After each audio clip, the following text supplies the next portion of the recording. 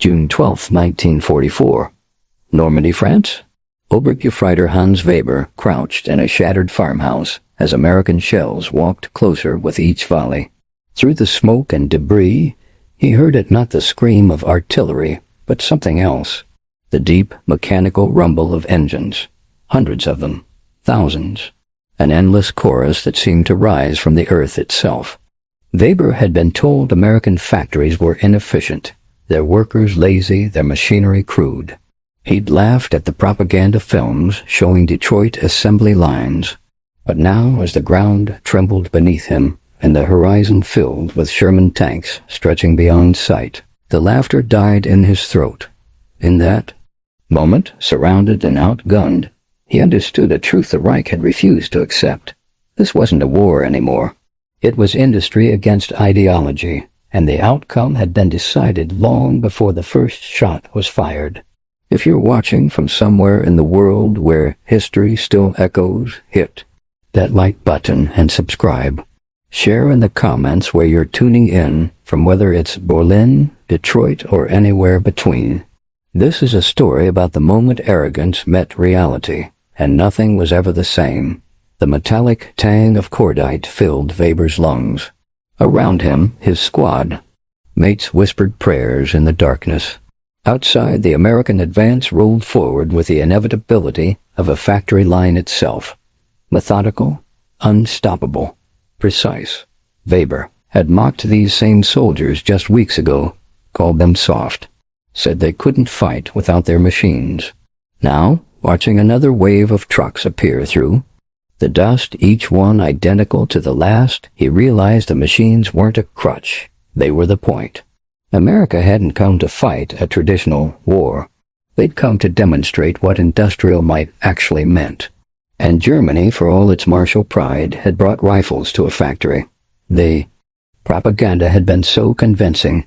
Throughout 1943 and early 1944, German soldiers heard the same narratives repeated until they became articles of faith. America was a mongrel nation, divided by race and class, incapable of the unity required for total war.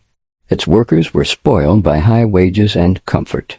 Its factories, while numerous, lacked the precision and quality of German engineering. The numbers told a different story, but few German soldiers saw those numbers. In 1943 alone, American factories produced over 85,000 aircraft. Germany managed roughly 25,000. The United States launched 27 aircraft carriers that year. Germany had none. American shipyards delivered a new Liberty ship every 42 hours on average. Some rolled off the line in just 24 hours, welded together by workers who'd been farmers and shopkeepers just months before. Weber listened to the ship's engines, steady, powerful, reliable, each one carrying mountains of supplies without pause. The doubt became certainty. Germany couldn't match this. The war wasn't about courage or tactics anymore. It was about who could build more, faster, and keep it running. When they reached Boston Harbor, Weber's last illusions died as endless docks and cranes revealed industrial power beyond anything propaganda had prepared them to face. The docks stretched for miles. Cranes swung day and night, loading ships in endless cycles. Warehouses towered over the waterfront, while trains unloaded cargo, already destined for new fronts. Standing with other prisoners, Weber heard Miller whisper, "Mein Gott, how do we fight this?" No one answered. There was no answer left to give. The train journey west offered thousands of miles of education. Through barred windows, prisoners saw farms stretching beyond sight and factories operating nonstop. Highways overflowed with civilian cars while war raged overseas. "Where are the ration lines?" one soldier asked. Weber, watching Chicago's glowing mills, saw production dwarf anything Germany could achieve. The realization settled heavily over the prisoners. They had fought a nation not yet strained to its limits. Americans still drove cars and ate well while factories supplied distant battlefields. Germany demanded sacrifice yet lagged behind. America simply turned on its assembly lines and let industrial momentum decide outcomes. At Camp Stark in New Hampshire, reality shifted again. Barracks were plain but dry, heated, and orderly. Mattresses softened bunks, latrines remained clean, and routine replaced chaos. After years of field hardship, the camp seemed strangely comfortable, revealing contrasts Weber never expected captivity would bring. Meals finally broke lingering resistance. Breakfast offered eggs, bacon, toast, and real coffee. Lunch and dinner brought soup, meat, vegetables, even dessert. Portions exceeded peacetime expectations. Weber gained 15 pounds within months, as did many prisoners, and wondered how a wartime nation could feed enemies better than families at home. The answer surrounded him. American agriculture, mechanized beyond Germany's reach, produced enormous surplus. Tractors and combines replaced manual labor, feeding allies and prisoners alike. Efficiency mocked ideology.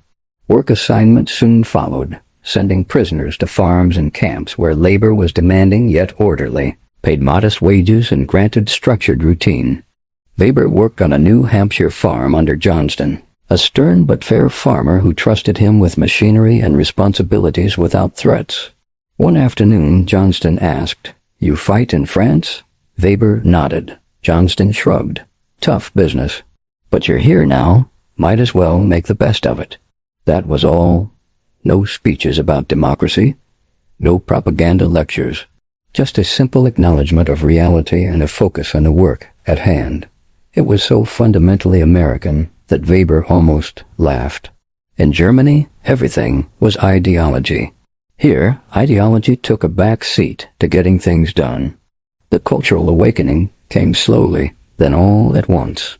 Camp authorities allowed newspapers, censored but current. The prisoners read about D-Day's success, about American forces advancing through France. They read casualty figures and were stunned by how honestly America reported its losses. German propaganda would have hidden such numbers or spun them as victories. Libraries appeared. Books in German, carefully selected but surprisingly diverse. History, philosophy, science, even some literature the Nazis had banned. Weber found himself reading Goethe again, remembering what German culture had been before the Reich twisted it into something unrecognizable. Music saved some men's souls. A violinist named Klaus Schmidt organized a small orchestra. Camp authorities provided instruments, actual instruments, not makeshift prison crafts. Within weeks, the orchestra was performing Beethoven and Mozart for fellow prisoners and curious American visitors. Schmidt wept the first time they played the Ninth Symphony. "I thought I'd never hear this again," he said. "I thought the war had killed beauty." But here, in a prison camp in New Hampshire, beauty survived, thrived even. The divide among prisoners grew sharper as months passed. Hardcore Nazis like Hauptmann Muller clung to their beliefs with desperate intensity.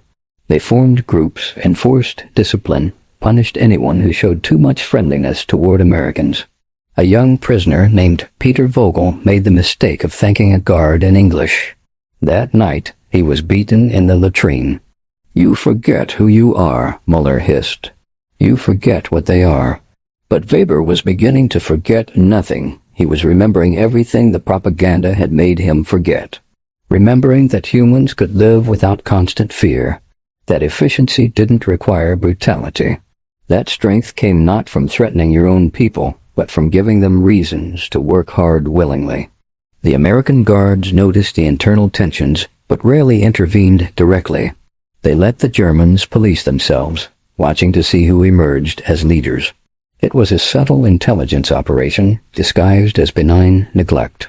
By observing the prison hierarchy, the Americans learned exactly which prisoners were still dangerous true believers, and which had begun to question. Weber found himself in the growing middlemen who weren't ready to embrace America, but couldn't deny what they saw. They worked their shifts, ate their meals, and quietly wondered what would happen when the war ended, if they'd even want to go home. Winter brought unexpected freedom. The camp organized a Christmas celebration. The orchestra played. Someone had baked Stollen, the traditional German Christmas bread using American ingredients. Guards stood back and let the prisoners celebrate with minimal supervision.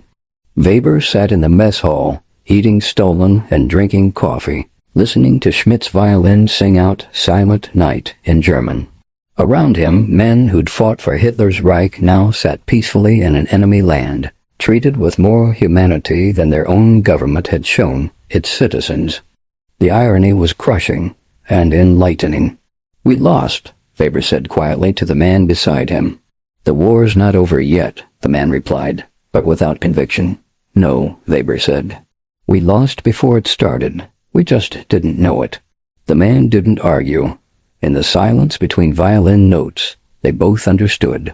Spring 1945 brought news of Germany's collapse. The prisoners gathered around radios as surrender terms were announced. Some wept. Some celebrated quietly. Muller raged, insisting it was Allied lies that the Reich would rise again. But most simply felt numb relief. It was over. Finally, it was over.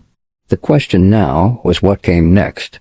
American officials began interviewing prisoners, assessing who could safely return to Germany and who posed continued risks. Weber's turn came in late May. "You want to go home, Obergefreiter Weber?" the American officer asked. Weber thought of his family. His mother, if she'd survived the bombing. His sister in Hamburg living in ruins. Then he thought of the farm where he worked, the regular meals, the absence of fear, the simple dignity of honest labor without ideology poisoning everything. "I don't know," he admitted. "What's left to go home to?" The officer's expression softened. "That's something you'll have to figure out. But for what it's worth, you've been a good worker. Caused no trouble. If you wanted to stay, there are programs. We'll need laborers for rebuilding. Stay in America." The thought would have been treason 2 years ago. Now it was simply a choice. Weber didn't answer immediately. The officer didn't push. Over the following weeks, the camps began to empty.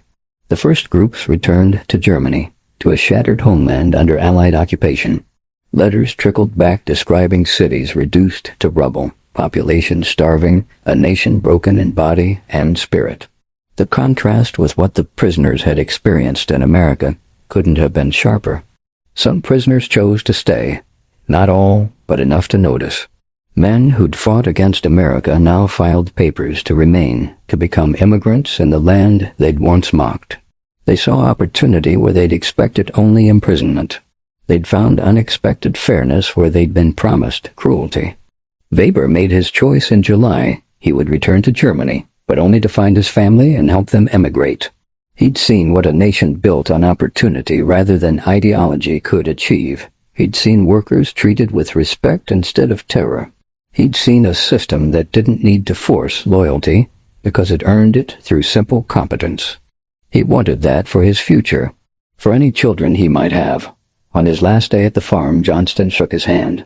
"You did good work, Hans. Learned fast. Stayed honest." The farmer paused. "You come back someday, there might be a place for you here."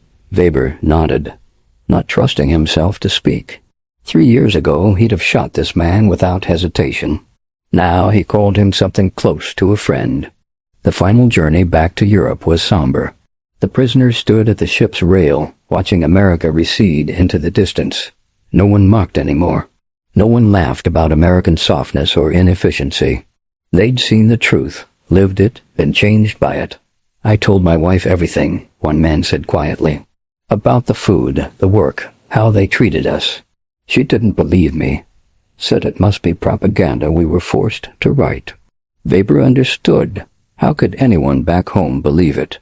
They'd been taught for years that America was weak, corrupt, decadent. To accept the truth meant accepting that everything else had been a lie. That their sacrifice, their suffering, their loyalty to the Reich, all of it had been in service of a delusion. That was perhaps the prisoners' final gift from America. Not the meals or the music or the decent treatment, but the burden of truth. The knowledge that they'd fought for a lie against a nation that for all its flaws had built something real, something that worked. As Germany's coastline appeared, Weber thought about the factories he'd seen in Detroit and Chicago, the farms in New Hampshire. the simple efficiency of a system that valued results over ideology. He thought about Johnston's handshake and Schmidt's violin and the quiet dignity of work without fear. Then he thought about rebuilding, about Germany's future, about whether his broken homeland could learn from its enemies what it had refused to learn from its friends. The answer would take decades to emerge, but the question itself was progress. You couldn't ask how to rebuild until you admitted you'd built wrong the first place. The ship docked in Bremerhaven. On a gray morning in August 1945, the Germany Weber returned to was unrecognizable. Cities reduced to skeletons, populations hollow-eyed with hunger, an economy that had collapsed so completely that cigarettes served as currency. This was the mighty Reich that was supposed to last 1,000 years. It had lasted 12 and died choking on its own propaganda. Weber stood on the dock, seeing his homeland with new eyes.